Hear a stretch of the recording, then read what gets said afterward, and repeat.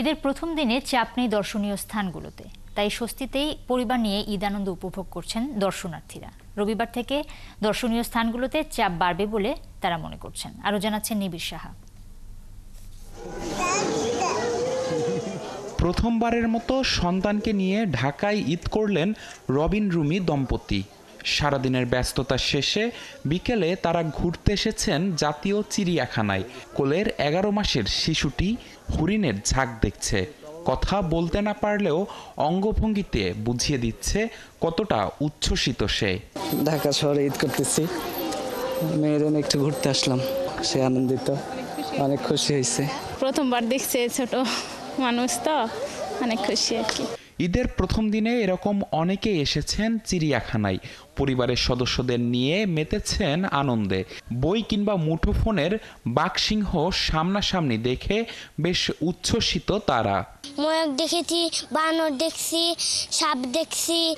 বাঘের বাচ্চা কইতে বাচ্চা আছে, কই বাঘ, সিংহ, তারপর চিতা, অনেক কিছু দেখলাম, চিল। তবে অন্য সময়ের তুলনায় এদিন ভিড় বেশ কম ছিল চিড়িয়াখানায়, যার কারণে শিশুদের ছুটোছুটিতেও ছিল না কোনো বাধা। বিশেষ করে ফাঁকা জায়গা পেয়ে আরো বেশি দৌড়াদৌড়ি করতেছে, খুবই খুশি আর কি। বাবা বলছে যে আমি চিড়িয়াখানা যাব, এই জন্য নিয়ে আসলাম, সারাদিন দেখলাম। লোকজন কম থাকায় ভালো লাগে, একটু ঘুরে ফ্যামিলি নিয়ে দেখা যায়, বাচ্চা কাচ্চা নিয়ে দেখা যায়। এক যুগ পরে তার চেয়েও বেশি হবে, ভালো লাগতেছে দেখতে, পরিবেশ ভালো, পরিষ্কার পরিচ্ছন্ন। নগরীর অক্সিজেন খ্যাত হাতির ঝিলেও ছিল না তেমন দর্শনার্থীদের ভিড়।